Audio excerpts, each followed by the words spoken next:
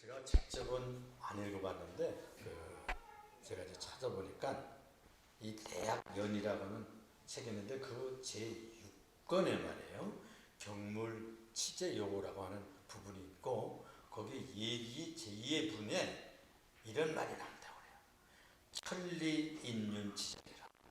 효는 천리요 인륜이요 지정이다 이거예요. 그래서 우리 인류에게 주신 이 효는 하나님께서 하늘에서 내린 이치예요. 그리고 우리 인간들에게 주신 윤리다. 그런 얘기를 하고 있는 것인데 이 효를 잘 지키면 참으로 인생을 바르게 사는 것이다. 라는 말씀으로 이렇게 해석할 수 있다고 그래요. 그런데 여기 이 말을 이제 소개하는 그 글에 읽어볼 것 같으면 이런 얘기가 써 있어요. 가을이 되면 서리가 내리고 봄이 되면 이슬비가 오는데 비가 내리고 서리를 밟을 때마다 먼저 가신 어버이를 생각한다. 먼저 가신 어버이 생각하면 서럽다. 그런 표현으로 되어 있는 문구가 있더라고요. 그러니까 옛날에는 그 충효 사상이 우리 사회에 살아가는 도덕 원리였잖아요. 근데 지금은 많이 그것이 퇴색했지만 성경에는 지금도 파릇파릇 살아 있는 것입니다. 오늘 이 아침에는 말이에요. 어버이 주일을 맞으면서 내 말을 듣고 깨달으라. 이런 제목으로 생각하면서 은혜를 받고자 합니다. 먼저 생각할 것은 예수님께서 여기에 이 본문을 읽어보면 대단히 서운해하는 말씀을 해요. 서운해하셨어. 왜 그런가 하면 예수님의 제자들이 식사 중에 손을 안 씻었어요. 손을 안 씻었어요. 그러니까 그 갈릴리 어부들 출신이고 그런데 이 예루살렘의 서울에 있는 분들처럼 이렇게 손 씻고 아주 이렇게 정갈하게 살아가는 그런 예법은 이게 체질화되질 않은 거예요. 말하자면 어부들이고 노동자들이고 또 세무서원이고 그래가지고 조금 세속적인 사람들이 주님의 부름을 받아가지고 왔기 때문에 아주 그때 당시에 이렇게 전통적으로 내려가던 종교 예법이라고 하는 이런 규례들은 잘 지키질 않았습니다. 요즘에는 유치원만 나와도 다 손 씻잖아요. 팬데믹 우리가 해서 우리가 아주 전 국민이 열심히 아마 전 인류가 손 씻느라고 열심히 한 계절을 한 2년 동안 보냈잖아요. 그래서 이게 습관화 되었습니다. 지금 나라에서는 다 마스크도 벗어도 된다. 이래도 그냥 잘 안 벗더라고. 이게 습관화됐어요. 이게 습관이라는 게 중요하지. 그런데 이분들은 그렇게 되질 않아가지고 식사를 하다가 손도 안 씻는 거예요. 이것을 보고 바리새인들이 잘 믿는다고 하면서 하나님 섬긴다고 하면서 저 예수의 제자라고 하면서 제자들이 저 모양 저 꼴이냐 밥 먹으면서 손도 안 씻고 저게 무슨 무식한 일이냐 하면서 아주 비난을 했던 것입니다. 이 이야기를 듣고 예수님께서 서운해 하시면서 옛날 예수님 오시기 전 한 7세기 경정에 이사야라는 선지자가 있었거든요. 이분이 왕족이었어요. 그런데 우시야 왕이 죽던 해에 소명을 받아요. 너무나 답답해서 제2의 솔로몬 왕이 되려고 노력했던 우시야 왕이 덜커덕 죽으니까 민족과 국가의 미래가 걱정이 됐어요. 그래가지고 하나님의 전에 올라갔다가 환상을 보고 부름을 받는 그런 장면이 나오거든요. 바로 그분이 예언한 말씀인데 이렇게 예언을 했어요. 그 말씀을 인용을 하시면서 이르시되 이사야가 너에게 외식하는 자에 대하여 잘 예언했구나. 기록되었으되 이 백성이 입술로는 나를 공경하되 마음으로는 내게서 멀도다. 마음으로는 내게서 멀구나. 이렇게 인용을 하셨어요. 그러니까 예수님께서 이 겉 규례와 규칙만 생각을 하고 이런 전통만 생각하는 그들의 생활을 보고 안타까워했어요. 너희가 정말 잘못되어도 너 엄청 잘못됐다. 그러면서 주시는 말씀이 바로 이 말씀이었어요. 너희들이 입으로는 나를 따르는 것 같고 입으로는 나를 존경하는 것 같지만 사실은 마음은 내게서 엄청 멀구나. 여기서 잘이란 말을 썼거든요. 그래서 이사야가 잘 예언하였도다. 이 잘이란 말이 칼로스란 말이래요. 칼로스란 말은 확실하다, 아주 잘 되었다, 우수하다, 정확하게 표현되었다, 이런 뜻이에요. 그래가지고 잘 예언하였구나. 정확히 이 비판적인 예언을 그때 당시, 그러니까 예수님 오시기 전에 700년 전이니까 얼마나 오래전입니까? 그러니까 그때 당시에도 그때 사람들이 하나님을 잘 공유한다고 하면서 입술로는 하나님 섬긴다고 세상 말로 나불거리고서는 마음은 다 딴 데가 있었던 거예요. 이걸 보고 예언한 말씀이 오늘 말씀인데 예수님이 그것을 끌어다가 예수님 당시의 바리새인들을 지적하는 겁니다. 그러면서 너희가 이렇게 될 것에 대해서 이사야가 너무나 잘 예언하였구나, 그러면서 지적하는 것입니다. 이 바리새인과 서기관들은 장로의 전통을 잘 지켰습니다. 이 장로의 전통은 오랄 트래디션이라고 그래가지고 입으로 전해 내려오는 거예요. 그래서 구전이라고 그래요. 구정이 이제 그 문서화돼가지고 구약 성경이 된 거거든요. 그래서 이걸 잘 정리한 것이 모세를 통해서 정리된 거예요. 또 예언자들에 의해서 정리가 된 것이죠. 그런데 이 전통은, 손 씻는 전통은 광야 시대부터 생겼어요. 광야 시대부터. 그래서 이 손 씻는 전통 때문에 유대인들이요, 건강을 지켰어요. 그 광야 시대에도 나병들이 많이 돌아다니고 전염병이 많이 돌아다니고, 특별히 그 이집트에서 출애굽할 때 그 이집트의 그 질병들을 다 안고 있었어요. 그런데 장로들을 통해서 형성된 이 정결 예식이 생활화되기 위해서 손을 씻고 식사를 해야 된다, 이런 전통이 생겼어요. 그래가지고 열심히 씻었는데 이것이 전염병을 막는데 굉장한 유익을 준 거예요. 오늘날에도 특별히 하는 위생 방법이 뭐예요? 손 씻는 거예요. 유치원 때부터도 합니다. 유치원. 우리 야긴이하고 보아스도 유치원 다니기 시작했어요. 거기 가면 손 씻는 거 아니에요? 손 씻는 거. 그 유치원 때 다 모든 것을 배웠다, 그런 책이 있어요. 거기 읽으면 10가지 유치원에서 잘 공부하면 인생이요 아주 탄탄하다는 거예요. 그래서 위생을 잘 지키고 신발을 잘 넣고 자기 물건을 잘 정리하고 이런 것을 통해서 우리가 사회생활을 배우는 것 아니에요? 그 기초에 그게 확대판입니다, 여러분. 이것이 유대인들에게 전통으로 내려와가지고 초대교회도 이게 아주 큰 유익을 주었어요. 그리고 초대교회 시절에 굉장한 전염병이 돌았다는 거예요. 그래가지고 수많은 사람들이 죽어나가고, 로마 시대에 수많은 사람들이 죽어나가가지고 그냥 버리는 거예요. 버려. 아이들 죽지도 않은데 그냥 내다 버리고, 또 죽은 시체를 길가에다 내다 버리면 초대교인들이 어떻게 되냐, 그걸 갖다가 다 씻어서 염을 해서 장례를 치러줬어요. 또 어린이들 또는 자기 남의 식구들이죠. 그런데 믿는 사람들이 다 자기 집에다가 데려다가 씻어주고 미움을 떠서 먹여주고 이래가지고 치료했어요. 이래가지고 로마 사회에서요 기독교를 다른 눈으로 보기 시작했습니다. 그래가지고 100년 지나고 200년 지나고 300년대에 들어가면서 기독교가 로마의 공교회가 되는 거예요. 국교가 되는 거예요. 그래서 기독교 공인을 하는 기초가 됐던 겁니다. 그러니까 지금 이 교회가 이런 일을 할 때 무엇을 해야 되겠어요? 착한 일을 해야 되죠. 그래서 어떤 교회에서는 그걸 하더라고, 소독을 해가지고 장로님들, 안수집사님들이 그 소독통을 짊어지고 다니고 동리를 막 소독하고 이러는 교회도 있어요. 봉사한다고. 근데 기독교 정신입니다, 그게. 이렇게 해서 손 씻는 것이 나쁜 것이 아니에요. 그런데 그걸 형식화해서 지켰어요. 여러분, 이게 얼마나 놀라운 일을 일으켰는가 하니, 중세 시대에 또 들어오면서요 흑사병이 돌았잖아요. 여러분들 잘 알잖아. 유럽의 3분의 1이 죽어나갔대요. 엄청난 피해가 인류에게 다닥쳤는데, 이때요 중세교회가 뭐가 됐느냐, 초대교회처럼 또 한 거예요.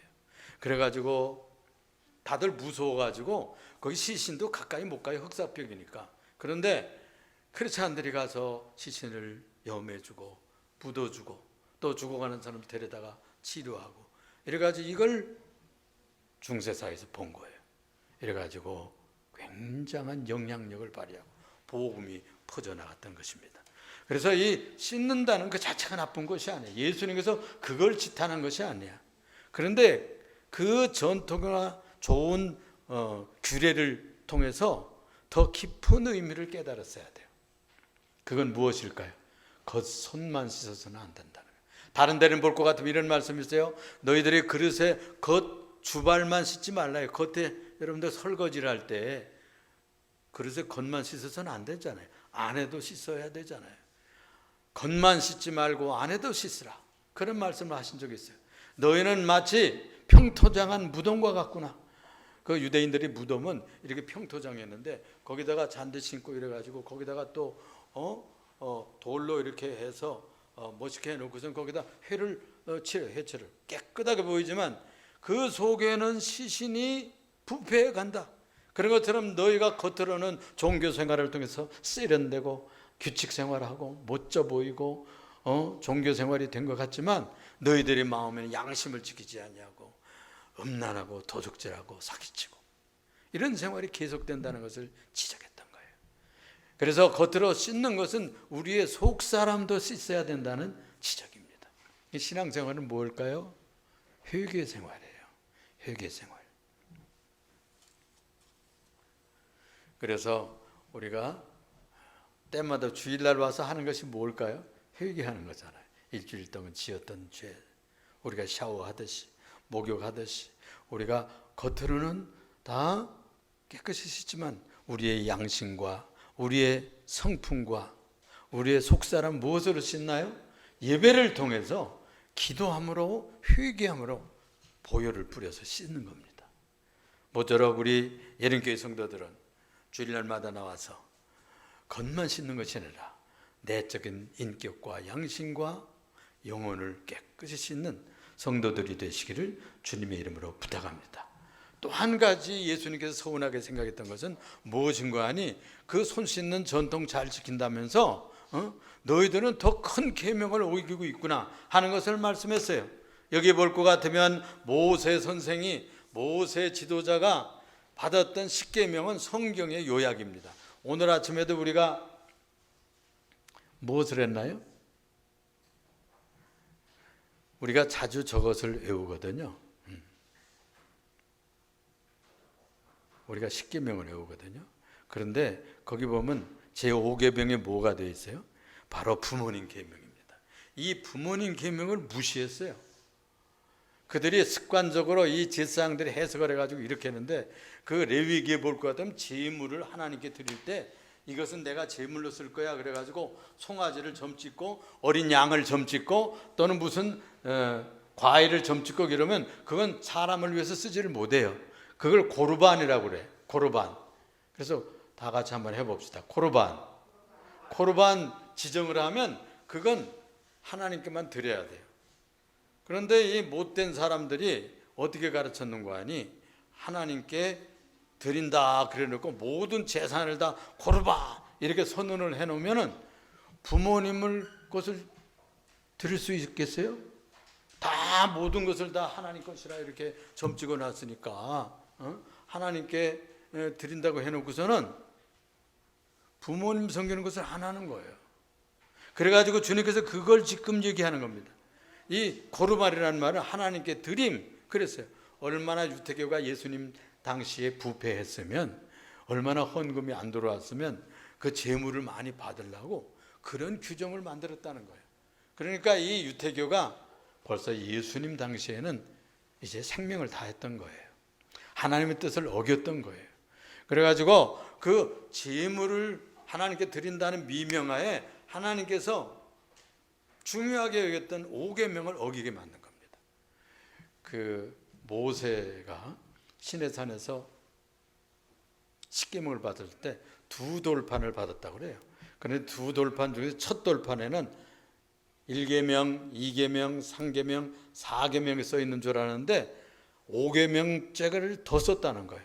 앞에는 하나님만 사랑하는 그런 계명입니다. 하나님을 공경하는 계명이 1계명에서부터 4계명까지 써 있어요. 그런데 한 계명이 더 써 있었다는 거예요.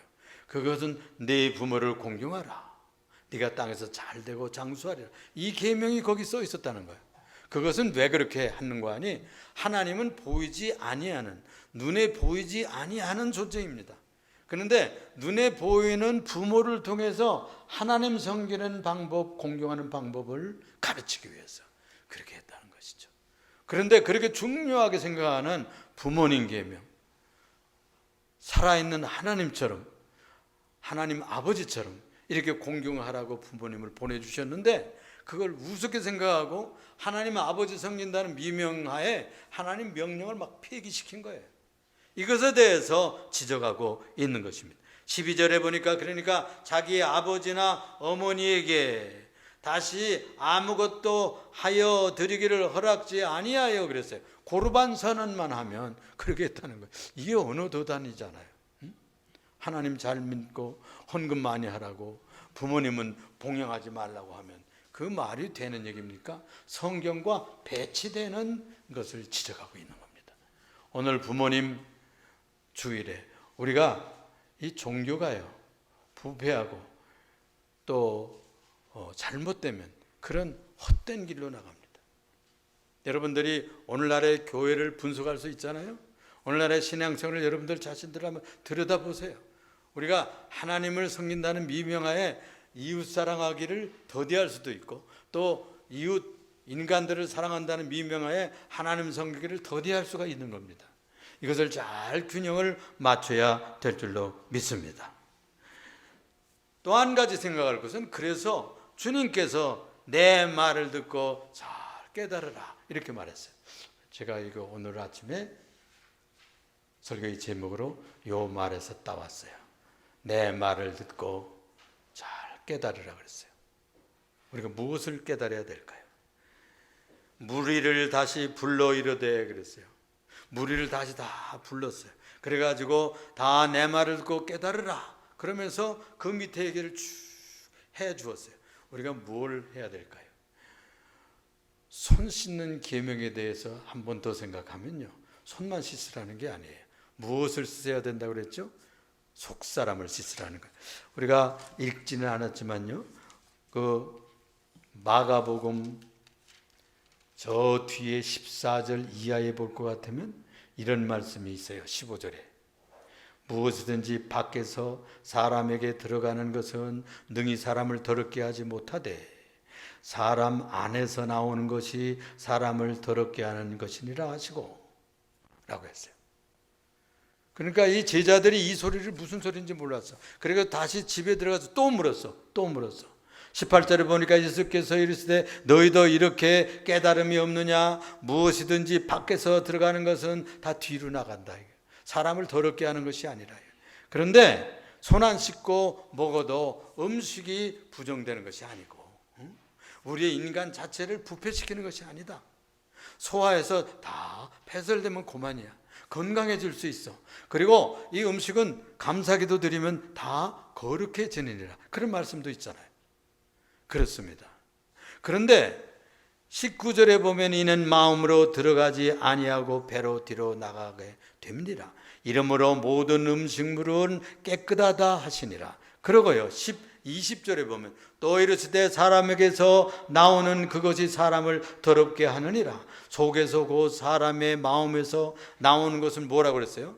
악한 생각, 음란, 도적질과 살인지심, 또 간음, 탐욕, 악독, 속이는 거, 그리고 음탕한 거, 질투, 시기하는 거, 또 비방하고 교만하게 살아가는 거, 또 어리석게 살아가는 거.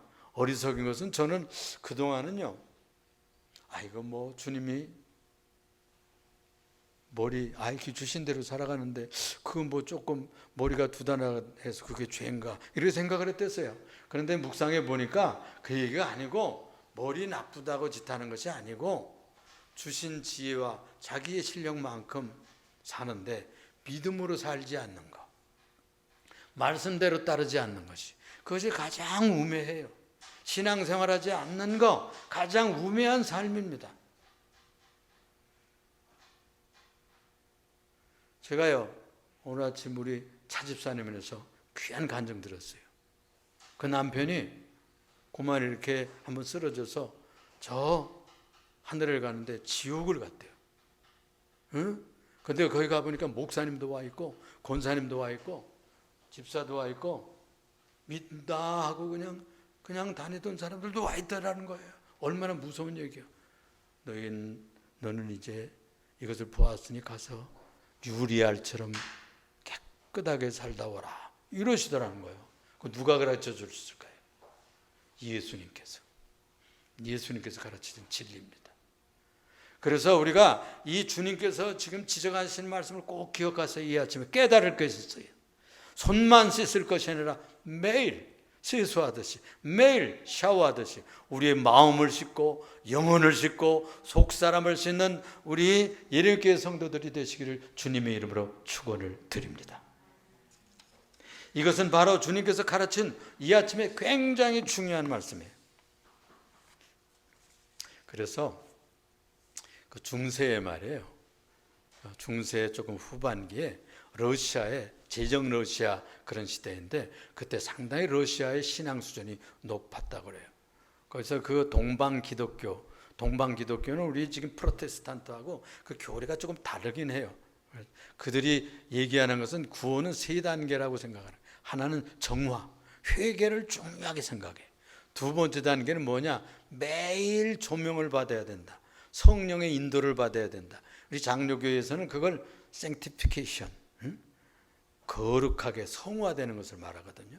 매일 회개하는 생활을 말하는 거예요. 그러니까 얼마나 중요합니까?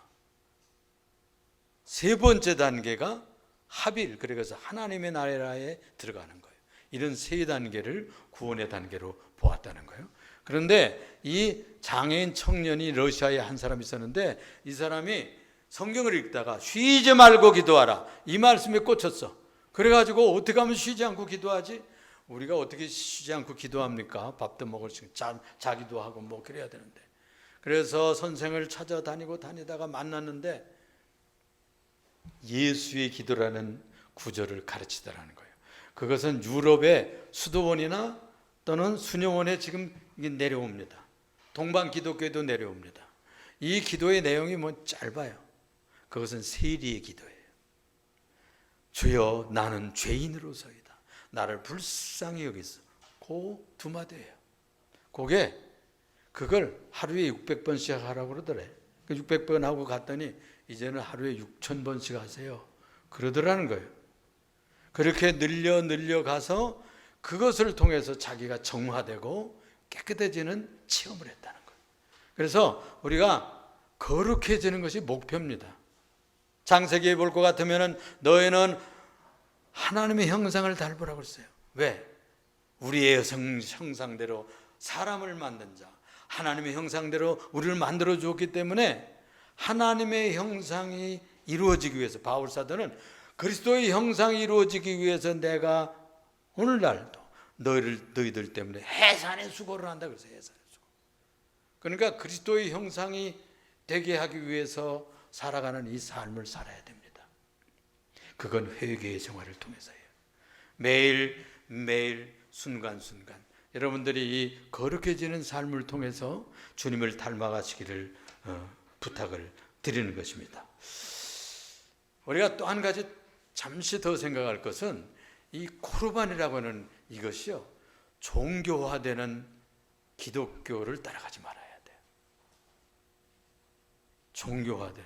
그래서 오늘날에 그 많은 신자들이 그냥 교회에서 가르치는 대로 형식적으로 신앙생활을 많이 하다가 이 팬데믹을 만나가지고 뭐 집에서 예배 드려도 그럭저럭 괜찮거든. 그래가지고 형식적인 그런 신앙생활을 집어치고 나대로 한번 진짜 예수 믿어봐야지. 이래가지고 안 나가면서 성경 읽고 기도 생활하고 그런 사람들도 있다고 그래요. 그거 막을 필요는 없겠지만 그러나 이 두 가지를 같이 해야 됩니다. 우리가 함께 신앙생활은 공동체의 예배생활과 개인의 신앙생활을 잘 해야 돼요. 이 쿠르반 이것을 통해서 중요한 그 효도의 명령인 네 부모를 공경하라, 이 말씀을 폐기시켰던 유태교회의 그 잘못된 신앙생활을 하지 말아야 되겠죠. 이제는 하나님의 명령인 효도지심을 잘 실천해서 하나님의 축복을 받는 여러분들 되기 바랍니다. 몇 가지 얘기만 하고 끝이겠어요. 그 가나안 농군 학교가 있거든요. 그거 지금 아들들이 하고 뭐 손주들이 하고 그러는데, 김용기 장로님이 있었어요. 이 김용기 장로님이 뭘 얘기를 했는가 하니, 효도도 요즘에는 맞춤 효도를 해야 된대. 한번 따라서 해보세요. 맞춤 효도. 맞춤 효도가 있대요. 그게 뭐냐 읽어봤더니, 여러분들 내가 그거 써놨어요. 노인들은요, 먼저 사람이 늙으면요 잔소리가 많아진대. 잔소리. 그러죠? 여러분들 어머니, 아버님 이렇게 되면 하는 얘기 또 하고, 지나간 얘기 또 하고 또 합니다. 여러분들, 이 자녀들은, 노인들은 걱정이 되겠어 그래요. 자녀들을 위해서 자꾸 얘기해 주는 겁니다. 경험이 많은 이 부모가 전하는 얘기는 들어도 유익합니다. 그래서 참고 들어주라 이거예요. 들어주는 거예요. 옛날식으로 얘기하지만 들어주면 여러분에게 좋고 부모님들도 좋아할 거예요. 두 번째는 노인들은요, 노인물 또 요음을 잘 탄대. 잘 삐쳐. 어린아이들처럼. 그러니까 늙으면요 마음과 몸이 연약해진대요. 그래서 서운한 것이 많아. 그래서 사람들이 나를 업신여기는가 이런 생각을 한다는 거예요. 오해를 하기 쉬워요. 그래서 누가 받아주겠어요? 이 자식들이나 또는 후손들이 잘, 자녀들이 받아줘야 됩니다. 그렇지 않으면 바깥에 세상에 나가서 받아줄 사람이 없어요. 세 번째로는요, 맞춤 효도는 이 노인이 되면 갖고 싶은 것이 많아진다네요. 노욕이 좀 생긴대요. 그래가지고 자녀들은 가끔씩 용돈을 드려라 그래요. 용돈. 그래서 뭘 사고 싶은 것도 좀 사고, 또 그런데 뭘 사나요? 안 쓴다는 거예요. 사실 용돈 드려도 안 써요. 누구 손에 가죠? 손주들한테 가고요. 그거 다 나중에 며느리 딸들한테 다 가요. 그러니까 그 갖는 재미야. 또 주는 재미. 노인들의 재미가 거기 있어요. 그게 노인들의 낙이라는 겁니다. 네 번째로는요, 나이 들면 뭘 먹고 싶은 게 있대요. 먹고 싶은 게 있대요. 잡수고 싶은 것을 사드리라 이거. 뭘 하러 이런 걸 사왔니 얘야. 뭐 이러지만 사실은 그게 아니래. 그 속으면 안 돼요. 젊은이들의 입맛이나 노인들의 입맛은 변치 않았어요. 사실은 나는 입맛이 없어 그렇지만 꼭 그런 게 아니에요. 한 가지 더는 노인이 되면 가렵대요. 자꾸 등이 가렵고, 그 다음 쑤셔. 여기저기 쑤셔. 등을 좀 가끔씩 긁어드리고, 매일 그렇게는 할 수 없지만 좀 두드려드리고 만져드리고, 이거 이렇게 하면 위로를 받습니다. 뭐 매일 그렇게 해드릴 수는 없지만 기회마다. 그래서 영양제도 좀 가끔 사드리고, 가벼운 보약도 좀 사드리고. 너무 센 거 하면 안 됩니다. 여러분이 구체적으로 노인들한테는 그렇게 해서 효도를 표현하면, 그냥 노인정에 가서, 동네에 가서, 친구에 가서 우리 딸이 최고라고, 우리 아들이 며느리 최고라고 소문내고 다닐 거예요. 모쪼록 우리 예림교회 성도들은 이렇게 복된 소문을 내는 귀한 자녀들이 되시기를 주님의 이름으로 부탁을 드립니다. 그리고 우리 어른들도요, 사실 하나님 아버지를 잘 섬겨야 최고 효도예요. 영혼의 아버지, 우리의 존재 자체를 잊게 하시는 창조주 하나님 아버지를 잘 섬기는 것이 최고 효도입니다. 이 신앙의 효도를 함으로 여러분들이 이 지상에서도 복을 받고, 또 주님 부름을 받아서 천국에 다 들어가는 여러분들 되시기를 주님의 이름으로 축원을 드립니다. 기도하겠습니다. 사랑이 많으시고 은혜가 풍성하신 주님 감사합니다. 오늘 어버이 주일로 지켰습니다. 주님, 우리에게 주신 말씀을 따라서 효도하는 주의 자녀들이 다 되게 하시고 하나님을 평생 동안 공경하다가 주님의 집에 나아갈 수 있고 먼저 가신 그분들을 만날 수 있는